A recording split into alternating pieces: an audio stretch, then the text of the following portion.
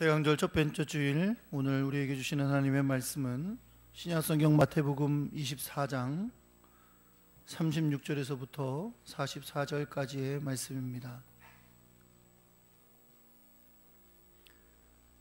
마태복음 24장 36절에 44절, 제가 가지고 있는 성경은 신약성경 42페이지에 있습니다. 36절부터 44절까지 교독하겠습니다. 그러나 그날과 그때는 아무도 모르나니 하늘의 천사들도 아들도 모르고 오직 아버지만 아시느니라. 홍수전에 노아가 방주에 들어가던 날까지 사람들이 먹고 마시고 장가들고 시집가고 있으면서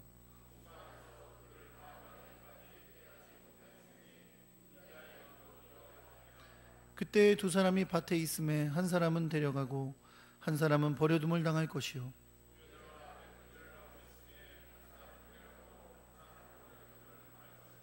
그러므로 깨어 있으라. 어느 날에 너희 주가 임할는지 너희가 알지 못함이니라.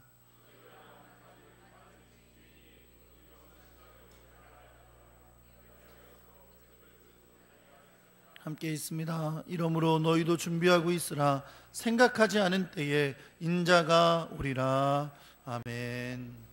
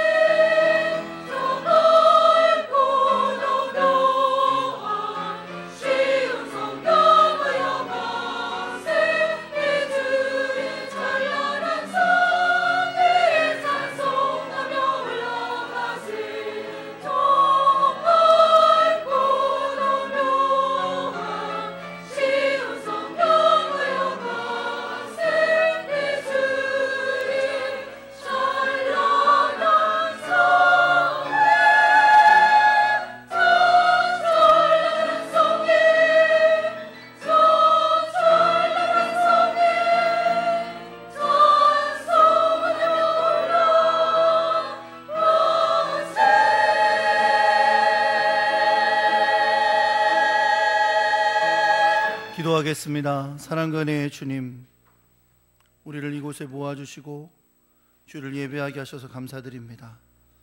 또 빈솔 들고 오지 아니하고 주님 앞에 마음을 다하여 준비하여 예물을 드리게 하시니 감사드립니다.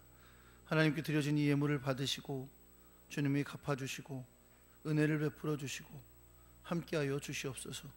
주님이 주시는 도움으로 말미암아 언제나 승리하게 하시고 또 이 험한 세상 가운데 주님의 빛을 발하게 하시고 주님의 사람으로 주님이 기뻐하신 열매를 맺어가는 귀한 주의 백성들이 되도록 주여 붙들어 주시고 은혜를 더하여 주옵소서. 이 물질이 주의 뜻을 따라 사용되길 원합니다.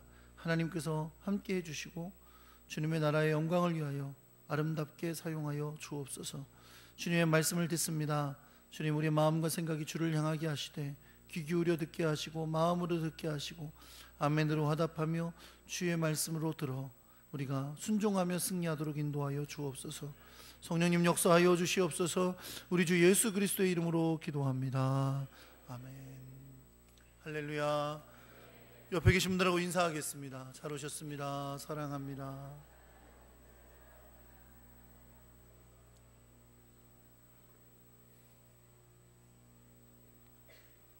제가 아까 교회 소식을 전하면서 몇 가지 좀 빠뜨린 게 있어서 좀 부탁을 드릴게요. 여러분 그 주보에 보시면 모집합니다 라는 칸이 있습니다.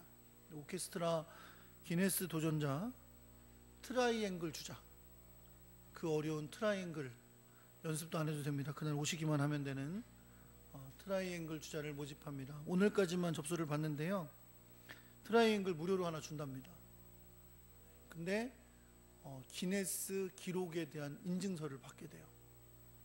13일 날, 아니 16일 날 그 넥센 히어로즈라는 야구팀이 야구를 하는 그 고척돔에서 만명 오케스트라 공연이 있게 됩니다.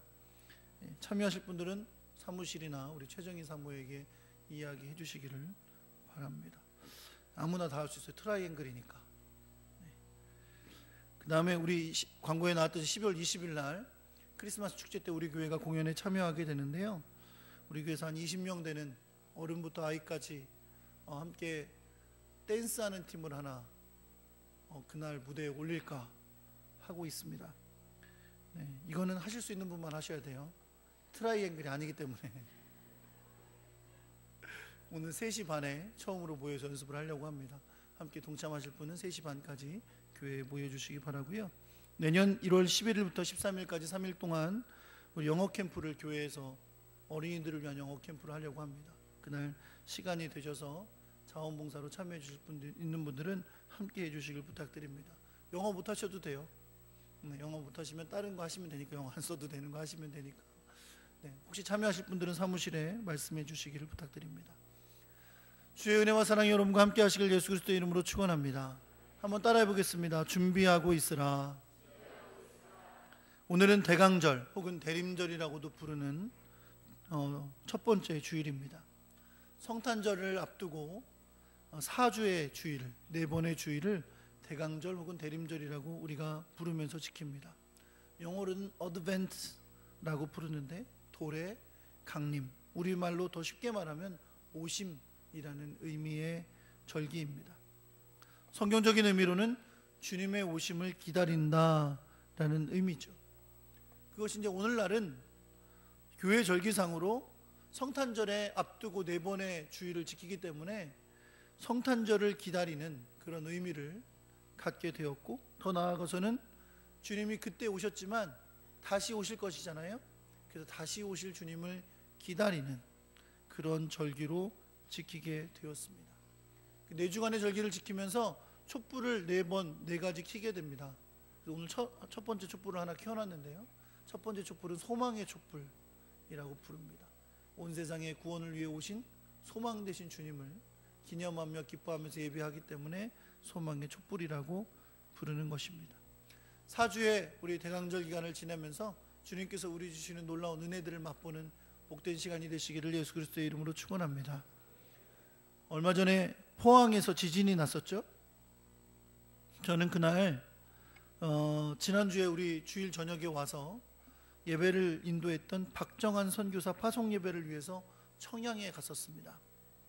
그리고 오는 길에 부여에서 목회하는 제 친구의 집에 잠시 들렀습니다. 잠시 앉아서 친구하고 커피 마시며 이야기를 하고 있는데 재난 문자로 왔어요. 포항에서 5.2의 지진이 났다라는 재난 문자가 왔습니다. 그 문자를 받고 한 5초나 10초나 지났을까요? 창문이 흔들리면서 집이 흔들리는 거예요. 그런데 신기하게 일단 문자를 받고 나서 이 지진을 접하니까 비록 진원지가 멀어서 약했다고는 하지만 심리적인 불안감이 굉장히 적더라고요. 왜 이게 흔들리는지를 아니까, 이유를 아니까 불안감이 굉장히 적었다는 것을 느낄 수 있었어요. 그래서 정말 이 정부에서 재난 문자를 빠르고 정확하게 국민에게 전파해 주는 것이 얼마나 국민에게 중요한가, 불안감을 없애고 또 안정을 유지할 수 있는데 큰 도움이 되는구나 라는 것을 느낄 수 있었습니다. 왜냐하면 최소한 마음의 준비를 할 수 있잖아요. 그렇죠? 마음의 준비를 할 수 있으니까. 제가 지난주 월요일에 인도네시아에 도착했을 때 대한민국 외교부로부터 문자가 왔습니다. 발리에 있는 아궁산의 화산 폭발이 예상되고 있으니까 주의하라는 거였어요. 만약 아궁산이 폭발할 경우 오랫동안 항공기가 결항될 것이다 라는 문자였습니다. 그래서 뉴스를 찾아보니까 정말 발리 섬에 있는 아궁산의 화산 폭발이 거의 기정사실화되어 있었어요. 단 언제 터질지만 모르는 상황이었습니다. 제가 롬복이라는 섬에서 한국으로 돌아가기 위해 발리로 가기 전날 작은 폭발이 한 번 있었습니다. 가스가 좀 분출되고 연기가 올라온 수준의 폭발이었습니다. 롬복이라는 섬에서 발리로 가는 비행기 안에서 아궁산에서 연기가 피어오르고 있는 것을 볼 수 있었습니다. 아무튼 그래도 제가 한국으로 돌아오는 금요일 아침까지 대대적인 폭발이 이루어지지 않기 때문에 저는 무사히 한국으로 귀국할 수 있었습니다. 그런데 그 다음 날인 토요일 저녁에 아궁산이 대대적인 폭발을 일으켰습니다. 그래서 발리섬에 있던 수많은 관광객들이 발이 묶여버렸습니다. 한국 관광객도 1000명이 넘는 사람들이 그곳에서 며칠을 한국으로 돌아오지 못하고 있어야 했습니다. 분명히 화산이 폭발하면 어떤 일이 이루어질지는 알고 있었어요. 그러나 언제인지 모르니까, 언제 그것이 터질지 모르니까 그때 그냥 그렇게 여행을 갔던 분들이 그 일을 만나 오랫동안 한국에 돌아오지 못하게 됐던 거죠. 언제 터질지 알았다면 그때 갔겠어요? 그렇죠? 언제 터질지 알았으면 그때 한국에 오려고 비행기표를 샀겠어요? 그렇죠? 몰랐기 때문에 그 일을 만날 수밖에 없었던 것이죠. 여러분, 무슨 일이든 언제 그 일이 터질지를 모른다는 것, 시기를 알 수 없다는 것은 얼마나 그것을 대비하기에 힘든지 우리는 너무나 잘 알고 있습니다. 구약시대에 예수님께서 이 땅에 오신다는 소식은 여러 선지자들과 시편 등을 통해 예언되어 있었습니다. 그러나 오신다는 것은 알았지만 언제 오실지는 그들은 모르고 있었습니다. 특별히 유대인들은 메시아의 오심을 기다리기는 했는데 그들이 원하는 메시아의 모습은 진정 구약 성경이 이야기하고 있는 메시아의 모습과는 동떨어져 있었습니다. 그래서 빛이신 예수님께서 이 땅에 오셨지만 어둠이 깨닫지 못했다고 요한복음 1장은 말씀하고 있습니다. 그때 오셨던 예수님, 그 주님이 다시 오실 것입니다. 다시 오실 예수님은 당신께서 오실 그날을 세상의 끝이라고 말씀하고 계십니다. 우리가 읽은 마태복음 24장에 보면 예수님께서 제자들이 주의 임하심과 세상 끝이 언제입니까? 라고 물을 때에 그날을 동일하게 여기시면서 그 징조가 무엇인지를 가르쳐 주셨습니다. 다시 한번 말씀드리면 주님의 임하심과 세상 끝은 같은 날입니다. 예수님은 그들의 질문에 답하시면서 그 마지막 때에 일어날 여러 가지 징조들과 환난에 대해서 말씀해 주셨습니다.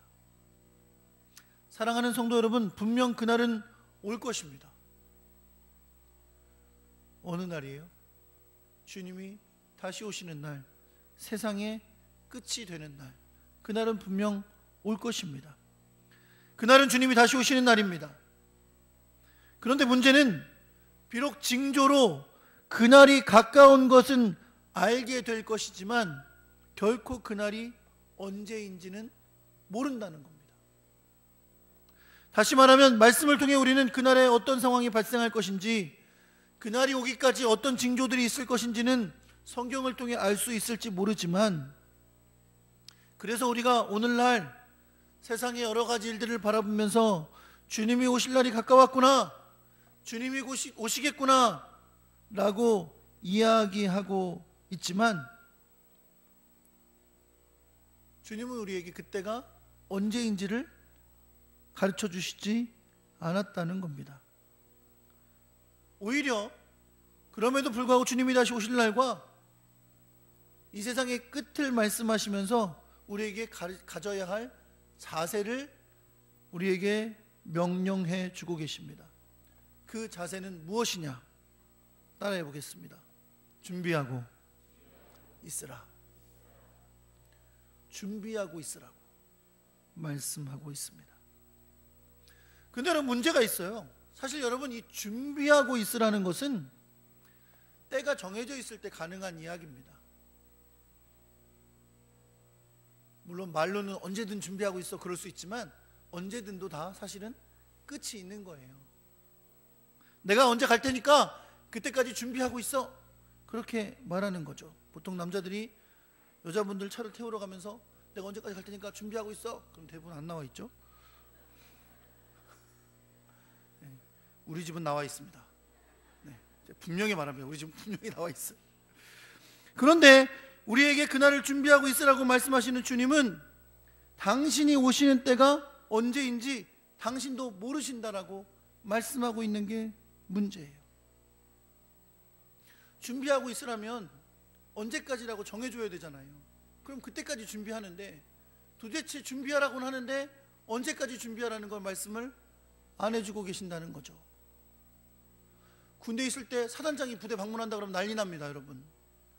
막 마당을 쓸고 페인트 칠을 하고 거의 뭐 바닥을 난리를 막 정말 열심히 쓸고 닦고 막 해요.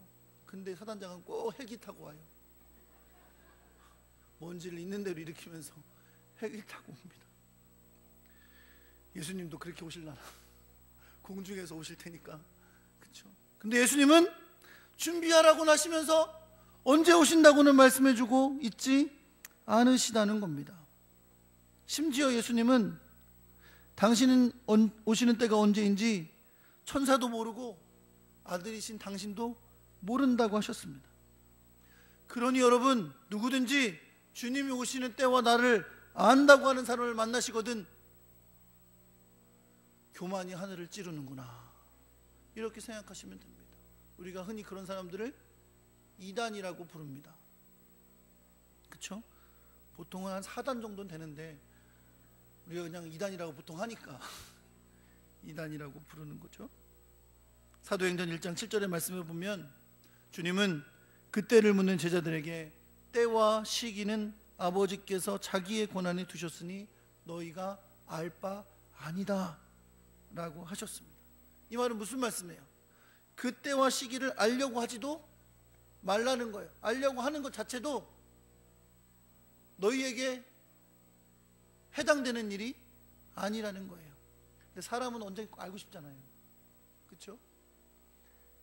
그렇게 예수님께서 말씀하시고 사도행전 1장 8절이 나오는 거예요. 오직 성령이 너희에게 임하시면 너희가 권능을 받고 예루살렘과 온 유대와 사마리아와 땅끝까지 이르러 내 증인이 되리라. 사람들은 예수님 언제 오십니까? 언제 오세요? 왜냐면 잘 준비해야 되니까, 그때 다 언제 오실 때 맞춰서 준비해야 되니까. 근데 예수님은 그렇게 말하는 제자들에게 야, 그건 너희가 알 바가 아니고 너희들은 어떻게 해라? 성령을 받고 예루살렘과 유대와 사마리아와 땅끝까지 내 증인이 되라. 끝까지 사명 감당해라 라고 말씀하시지, 그때를 아는 것은 너희에게 주어진 일이 아니다, 너희가 알 바가 아니다 라고 말씀하고 계십니다. 아무튼 그렇게 그 시기와 때를 알지 못한다고 하시면서 주님은 우리에게 뭐라고 명령하세요? 준비하고 있으라 라고 말씀하십니다. 예수님은 그날과 그 시기를 알지 못하는 것이 무엇을 의미하는지를 몇 가지 예를 통해 설명해 주셨습니다. 그 첫 번째 예가 노아의 홍수 때입니다. 여러분, 노아의 때도 하나님의 말씀을 통해 노아는 홍수가 날 것을 알았습니다. 그래서 주님이 명령하신 것을 순종하여 믿음으로 방주를 지었습니다. 정확히 홍수가 날 때와 기간을 알 수는 없었지만 노아는 믿음으로 방주를 지었습니다. 왜요? 주님이 명령하셨으니까. 여러분, 학자들에 의하면 방주의 제작 기간은 100년에서 120년까지 됐을 거라고 봅니다. 참으로 오랜 기간이 흘러가면서 방주를 지었어요. 맨 땅에다가. 사람들이 물었겠죠. 도대체 너는 왜 거기다가 큰 배를 짓고 있냐 물었겠죠. 노아가 대답해 줬을 거예요. 하나님 이렇게 말씀하셨다. 결코 짧은 기간이 아니지만 언제 내릴지 모르는 홍수를 위해 주님이 말씀하신 대로 노아는 방주를 지었습니다. 그리고 때가 되어 노아는 하나님의 지시에 의해 그의 가족들을 데리고 방주 안으로 들어갔습니다.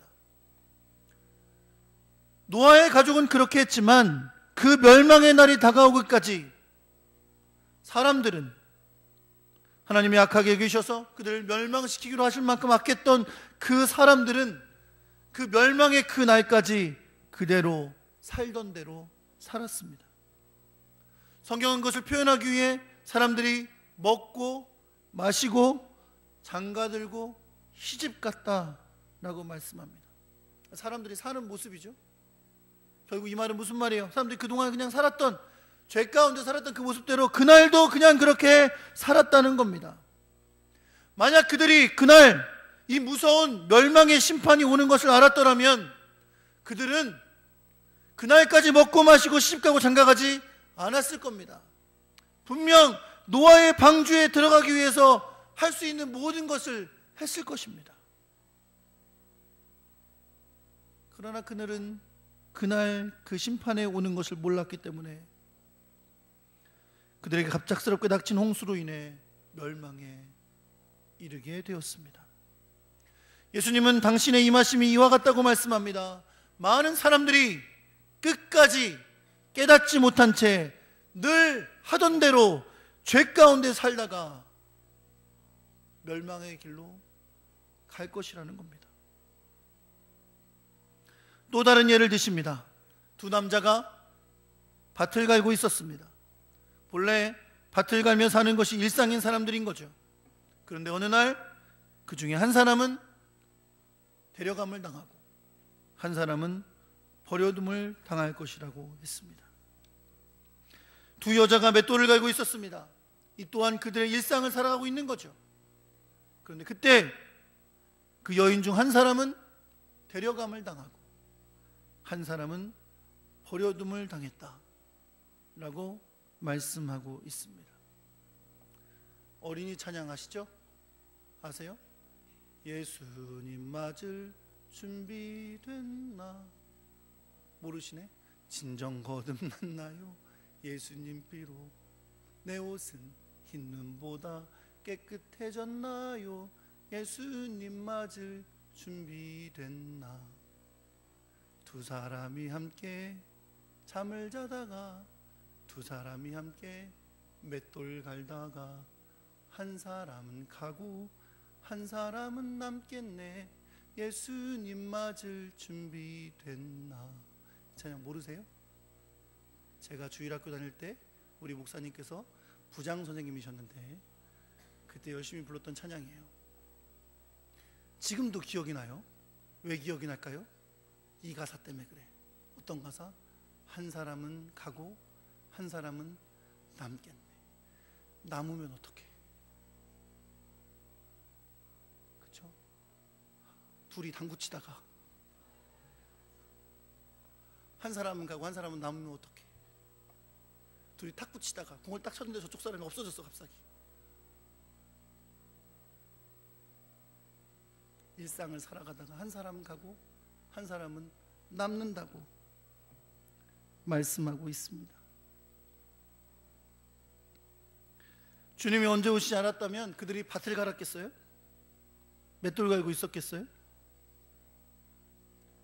그러나 모르니까 그날 그렇게 그냥 하던 대로 밭 갈고 있었고 하던 대로 맷돌 갈고 있었던 거예요. 그러나 구원받을 만한 사람들은 그런 일상 중에서도 주님 앞에 데려감을 당하는 은혜를 누리게 된 줄 여러분 믿으시기 바랍니다. 주님은 그렇게 우리가 어느 때 임하실지 모를 때 오실 것입니다. 그런데 준비되어 있던 사람은 그날 주님이 데려가시는 날이 될 것이고, 준비되지 못한 사람은 그냥 그렇게 살던 대로 살다가 버려둠을 당하게 될 것입니다. 세 번째는 도둑이입니다. 예수님은 도둑이 올 것을 알면 집주인은 깨어 있어서 그 집을 뚫지 못하게 하였을 것이라고 말씀합니다. 당시 사회 집들은 마른 진흙 등으로 만들어져서 집을 뚫고 도둑질을 하는 경우가 많았어요. 그런데 그렇게 집을 뚫어 도둑질을 하려고 하는 것을 주인이 알았더라면 어떤 집주인이 쿨쿨 잠만 자고 있었겠냐는 거죠. 깨어서 집을 뚫지 못하게 했을 거라는 겁니다. 여러분, 이 비유는 주님의 다시 오심이 도둑같이 오실 것이다 라는 것을 말씀해 줍니다. 예수님이 도둑이라는 것이 아니라 도둑처럼 알지 못하는 때에 오실 거라는 겁니다.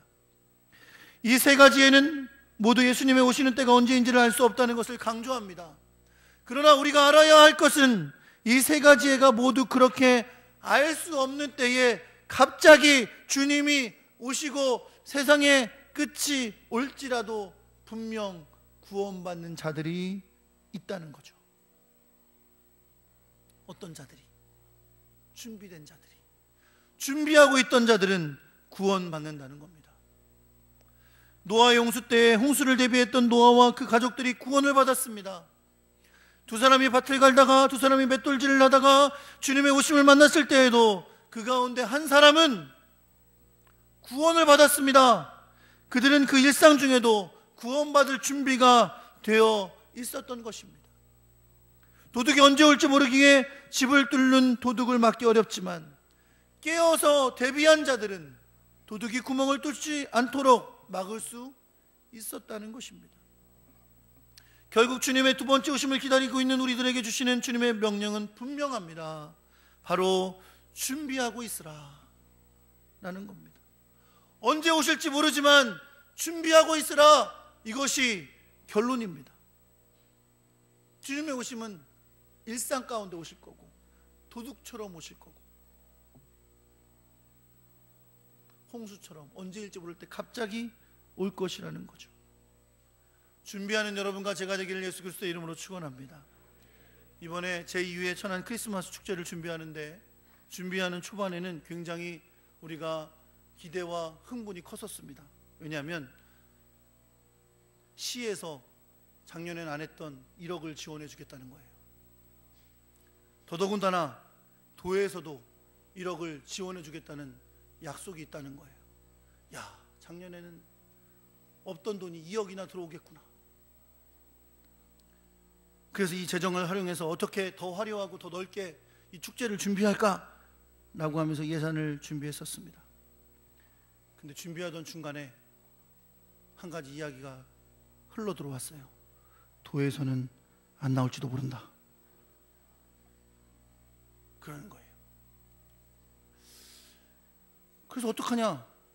나온다, 안 나온다 얘기가 많은 거예요. 그래서 우리 준비위원회에서 안 되겠다. 예산을 2개로 준비하자.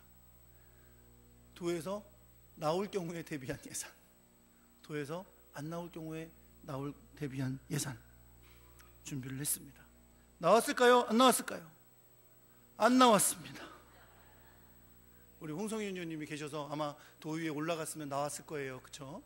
근데 도의회에도 올라가지도 못했어요. 밑에서 아예 올릴 수도 없도록 막아버렸어요. 괜찮습니다. 왜 괜찮아요?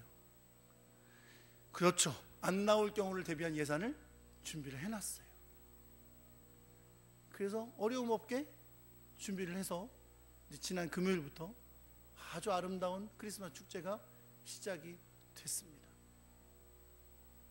준비하면 놀라지 않아요. 준비하면 오히려 기대함으로 이 일을 감당할 수 있는 겁니다. 물론 주님의 오심은 나올 수도 있고 안 나올 수도 있다는 만약의 상황은 아니에요. 왜냐하면 주님은 분명히 오실 것이기 때문에 그렇습니다. 우리는 준비하는 하나님의 사람들이 되어야 될 줄 믿습니다. 사랑하는 성도들, 오늘 여러분과 제가 읽은 본문 마가복음 24장은 주님이 오실 날이 가까이 왔다고 말하고 있는 오늘날의 사람들에게만 주셨던 말씀이 아닙니다. 이 말씀은 2000년 전 초대교회 성도들로부터 지금까지 많은 사람들이 계속 들어왔고, 많은 사람들이 자기의 때에 주님이 오실 것 같은 그런 마음으로 이 말씀을 들었었습니다. 주님이 언제 오실지 모르지만 속히 오실 것이라고, 언제 오실지 모르지만 곧 오실 것 같다고, 그렇게 마음을 다하여 이 말씀을 모두들 들어왔습니다. 그런데 아직까지 안 오셨어요. 그러나 분명 주님은 오실 겁니다. 어느 때 오실지 모릅니다. 우리의 생명이 끝나기 전에 주님이 오실지도 모르고, 우리의 생명이 끝난다면, 주님이 오시기 전에 끝난다면 우리 개인의 종말이 더 먼저 오는 겁니다. 물론 아직까지 주님 오시지 않으셨지만 분명 주님은 당신의 때에 다시 오실 것입니다. 그날에 성경에 예언한 모든 일이 일어날 것입니다. 우리는 그때가 언제인지는 모르지만 잊지 않아야 할 것은 주님이 갑자기 오실 거라는 겁니다. 그래서 언제나 준비가 되어 있어야 한다는 겁니다. 아까도 말씀드린 것처럼 주님이 오시기 전에 우리 인생의 종말이 먼저 올지 몰라요. 그것도 준비해야 되는 거예요. 왜요? 우리 인생의 종말이 끝나면 주님 앞에 서게 될 것이기 때문에 그렇습니다. 어떻게 준비할까요?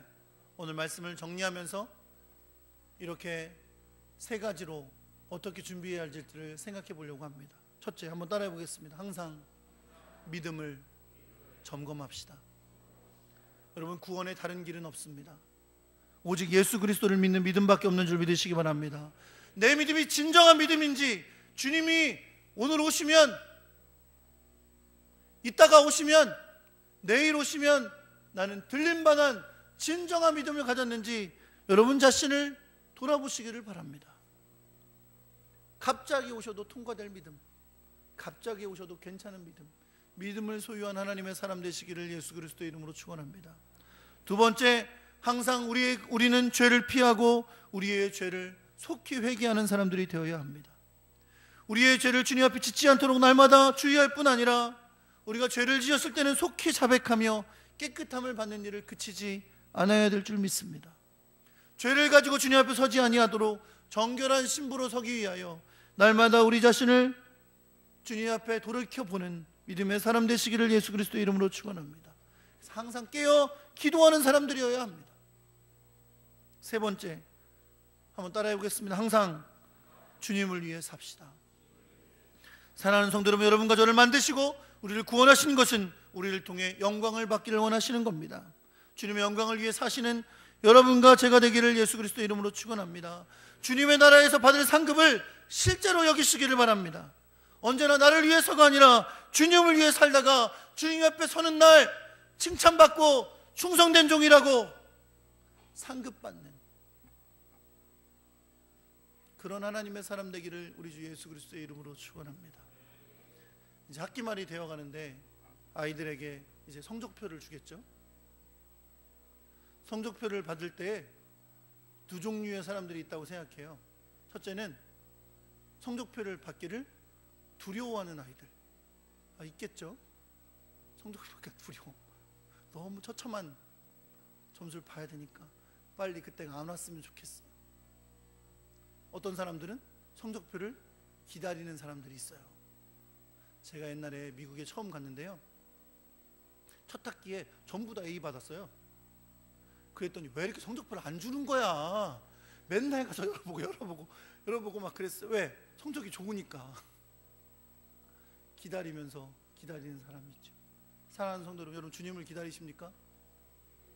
주님을 기다리는 사람도 두 종류가 있어요. 안 오시면 안 되나? 두렵고 염려함으로 기다리는 사람들. 그런 어떤 사람이 있을까요? 기쁨으로, 기대하며, 소망으로 기다리는 사람들이 있습니다. 여러분과 제가 소망으로 기다리는 하나님의 사람 되기를 소망합니다. 기쁨으로 기대하며 주님 만날 그날 영광의 면류관을 쓰고 주의 나라에서 주님을 영광 돌리는 하나님의 사람이 될 걸 소망하며 그날을 기대함으로 소망하고 기다리는 여러분과 제가 되기를 우리 주 예수 그리스도의 이름으로 축원합니다.